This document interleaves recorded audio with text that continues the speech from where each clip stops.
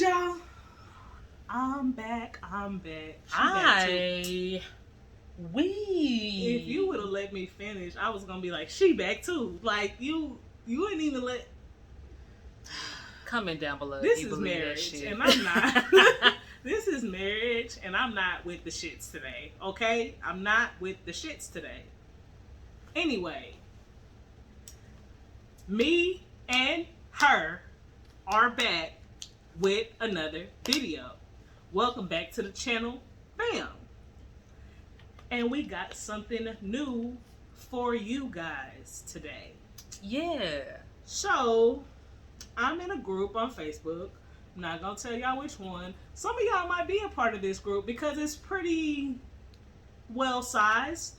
And a lot of things get brought up in this group. And we were like, we could talk about this shit on the channel. It would be so interesting. And y'all could give me y'all take on some of these situations. So I've been doing a lot of screenshotting lately. Because that group is active. And baby, I miss. So we gonna basically explain to y'all what the gist of it is. I might even just read y'all the post was. And then we gonna give y'all our takes on the situation, how we feel about it. And I might even tell y'all some of the stupid comments that came through. Yeah. Basically like an anonymous relationship advice. They not asking us, but we gonna tell them. Anyways, it might be good advice.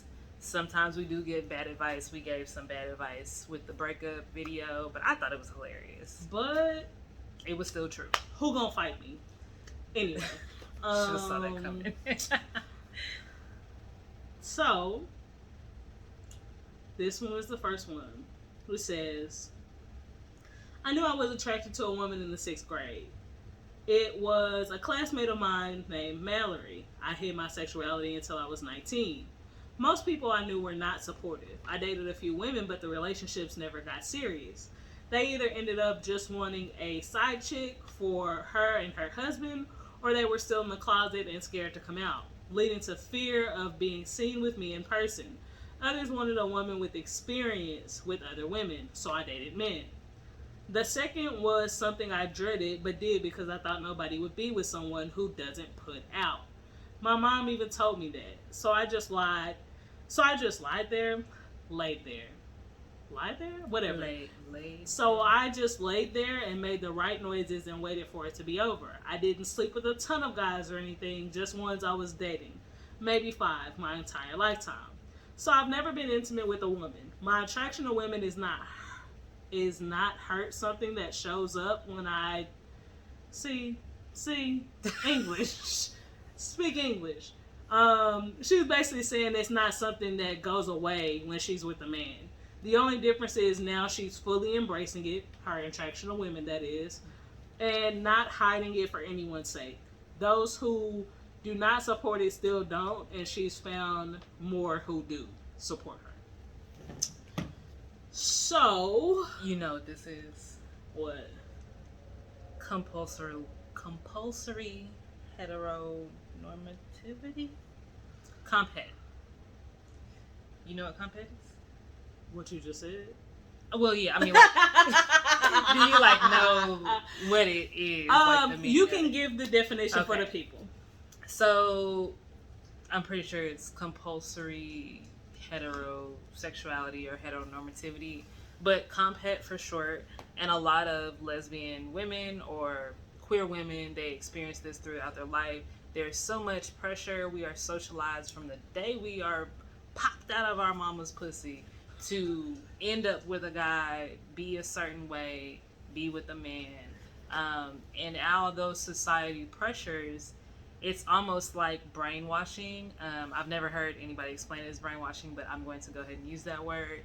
So it's almost not even a choice to be with men and be attracted to them. That's just what is expected. So that's the default, being straight. And a lot of women, they deny their attraction to women or, other non-men because that's how we were socialized. Yeah. And it's also hard to, I'm not going to say for everybody, but for some people, it's hard to do stuff without support. But before we get into that, I'm gonna go off on a tangent because that's what we do here. This is the tangent show. A few years back, before COVID, guys, don't be like that. We went to a sip and speak. Yeah. That a friend was having. Friend of a friend. I use the term friend loosely. My friend was my friend. This is her friend. This is my wife. I just went with her. And I brought my wife along because it was supposed to be a diverse group of individuals. It was semi-diverse, right? We were the only two lesbians there, but there were a couple of gay men there. Blase, blase. Everybody else was either heterosexual, bisexual, but you know, people tend to, when you're not out like that, people tend to just let you be out in the fray alone because they don't want to be a part of it, right? Yes. Which is fine. I never have an issue like defending myself. This made me think of something I had to say at that sip and speak though. I literally had to tell people, and these are people that I've known half my life. Yeah, I've known these people since high school. Yeah. I'm 29 years old. At that time, I was probably 26. Yeah, 26, 27. 26, 27. Not 10 years ago. Probably 25, 26. So I've known those people at that time 10 years. Some of them more. And I literally had to tell these people that I did not come out, right? That I don't like the term coming out because where did I come out of? Yeah. I did not just come out. I started to live my truth, right? Mm-hmm. I allowed you to see who I am. You know what I mean? Like, I literally just started being who I was openly. Yeah. I've been this person. I didn't just overnight wake up one morning and say, you know what? But I'm gonna be with women, and I don't care what people say. I've had an attraction to women this whole time, but because of societal norms, familial pressures, and the pressures of society, I didn't want that to be the first thing people saw about me as I grew up. Yeah. So you hide it. But eventually, you're just like, I'm not going to hide who I am from others, right? Mm-hmm. That was not a decision that I came across lightly, but it's like, I feel where this woman is coming from. Yeah. Because it's like, you've known you were attracted to women. She said 6th grade. This lady had to be 12 years old. 12, 13, 11, you know, around that age. And to go your adult life through puberty, knowing that you're attracted to women, dating men because you feel that you don't have any support. Yeah, it's terrible. It sucks. Yeah. But I mean, I know people who kind of struggle also with being in the lesbian community or finding, you know, it's hard. We live in like the Dallas area. It's a very big area. You can drive an hour and a half north to south and still be in Dallas. But the lesbian community, the gay community here is only yay big. It's not 6 degrees of separation. It's probably more like 3.5. I won't even say that. What it is that you tend to just run in the same circles with people you already know. Because, I mean, I meet people online that are gay that I don't know that live in Dallas, right? Yeah. But even meeting people, there's still, comparatively, there's still not as many people. And it's like trying to find these people and trying to make sure that you have things in common with them. So the amount of people that you could actually have connections with or have something in common with is exponentially smaller than a heterosexual woman or man who you just kind of spit into the wind and something will come back to you. So it's really hard. And we live in a city. I could only imagine living in a small town. I grew up in a small town, so even just finding friends that you had stuff in common to was pretty bad. and this was when I was in middle school before I came out. So I couldn't imagine how much harder it would have been then. And I don't want to call it like survival sex, but it's just giving into pressure and trying to make the most out of a situation, and that really does suck. But yeah, I know people who have done it and are doing it, and aren't completely comfortable with themselves, or just can't find a woman that they connect with, so they just. And this isn't just for women either. This happens to men also. For some people, either not having support or feeling like they're alone outside of the societal norm is like a terrible thing. And it could have a lot to do with the way they were raised, or the environment that they are in currently. Either way, though, it's just a terrible place to be. Yeah. If it has to do with the way you were raised, it's even harder.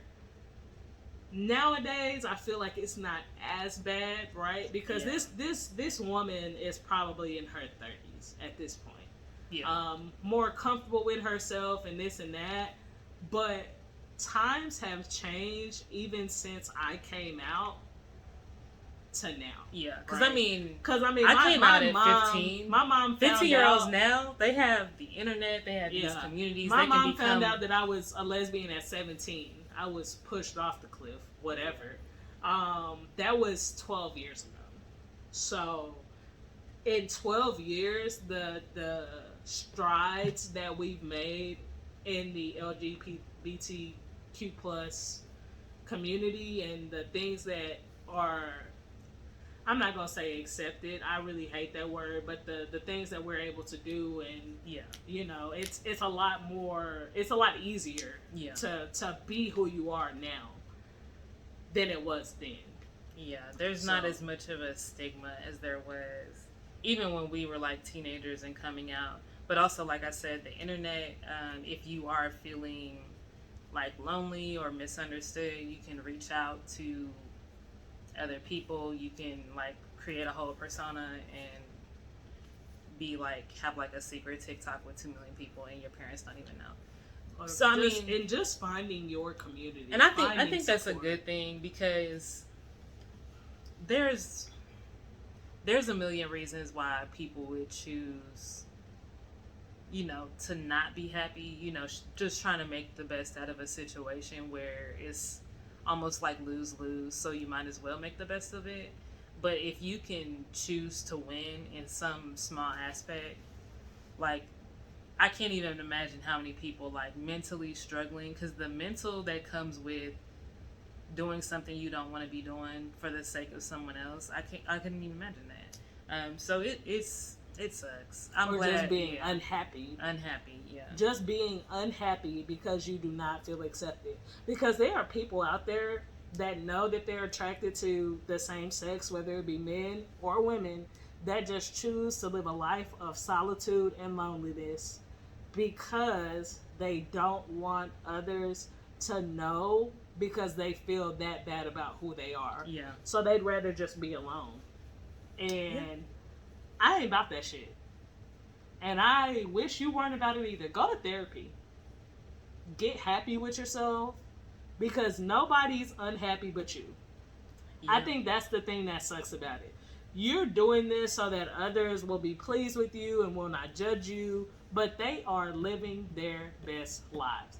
Not thinking about the strife and anguish and anxiety and things that you go through on a daily basis just because you cannot accept who you are. Yeah.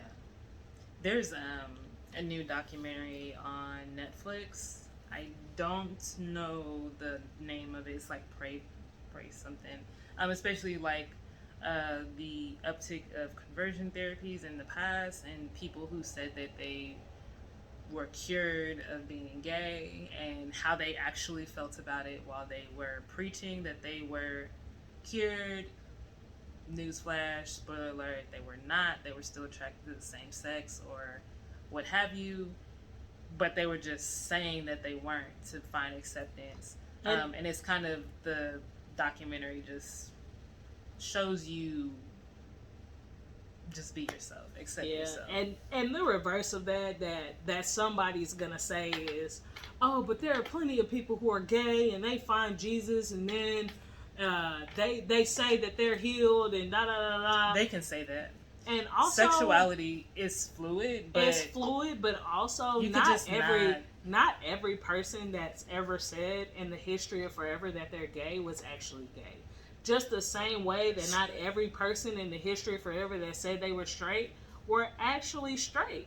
I feel like I've run into plenty of them. It's very easy for me to say out of my mouth, I love men, and y'all believe it. You know what I'm saying? That's very easy for me to say. Same way for me to say I love women, and I could be lying. Y'all don't know. You just have to take people at their word because you're not in their brain. You don't know what they're thinking. Even if they say, "Oh, I'm not like that anymore. I'm not." You know, I know there's this author who wrote a book about not being a lesbian anymore, but just because you're not a practicing member doesn't mean you're not still in the club. And also, maybe you were never in the club to begin with, and but you I mean, snuck in. Attraction. Just because you don't act on the attraction, and I'm not Bible thumping. I wasn't raised in a church, but from what I understand in the Bible, thinking about it and doing it is on the same level. Because sin is sin. So if you think about it, if you lusting after your neighbor's wife, it's the same as fucking your neighbor's wife, right? Yeah. So basically. just because you don't do it, just because you don't smack her ass, don't mean you wasn't looking at her ass and thinking about smacking it. Yeah. So yeah, you know, when it comes to just being who you are, this is who you are, whether you show it to people or not. Yeah. And I would just implore everybody to try their hardest to accept themselves before trying to please others. Yeah, because that's going to make you the happiest, because you will find support. Yeah. If you, and this is something that I had to come to terms with when I came out. And luckily I was raised in a household to always, I'm not going to say put myself first, but basically, I'm going to be true to who I am and not put value on how you feel about me. And that doesn't matter if you my mama, my daddy, my brother, my sister. I don't give a fuck about none of that. Because at the end of the day, if I'm not happy with me, who I'm going to be happy with? Yeah. You know? So be happy to yourself. Be true to you, and you will find people who love you for you. Oh, definitely. And I think with self-acceptance, you feel less of the need to explain yourself to people. There's plenty of things about myself that people question, and I just be like, it is what it is, and keep it moving. I don't explain a lot about myself, and that comes with self-acceptance and also age, because by the time you start getting past your mid-20s, you either get it or you don't, and it is what it is. But yeah, guys, so that's that. Yeah. And we're gonna bring you some more of these. They're not all gonna be as serious as this one, because like I said, stuff gets weird in this group. Yeah. Very interesting. But yeah, I think we're gonna keep doing these. You know, I don't know what we're gonna name this little sub-series segment yet. But yeah, I like it. We're gonna keep doing it. Tell us what you think in the comments down below, or if you are shy, hit us up on Instagram, DM us at Wifey, the letter N, Wifey. Yeah, hit those comments. Give us your stories about your self-acceptance, or you know, even if you've seen somebody struggle, we want to hear about that too, because we want everybody to be happy in and with themselves first. You want me to hype you up and tell you that you the shit? That's my stilo. She is number one hype man. I am the friend hype man, for sure. And you the bomb, and you ain't got to change for nobody. But we can talk about it one-on-one if you. I am not the number one hype man, but you know what I am? I'm the true speaker. Do you hear me? I got you on some real shit. If you just need somebody to tell you what's up, to help you move past some shit, I got you on that. I ain't about hyping nobody up except this one. Alright, y'all. We out of here. Thank you for rocking with us. Peace.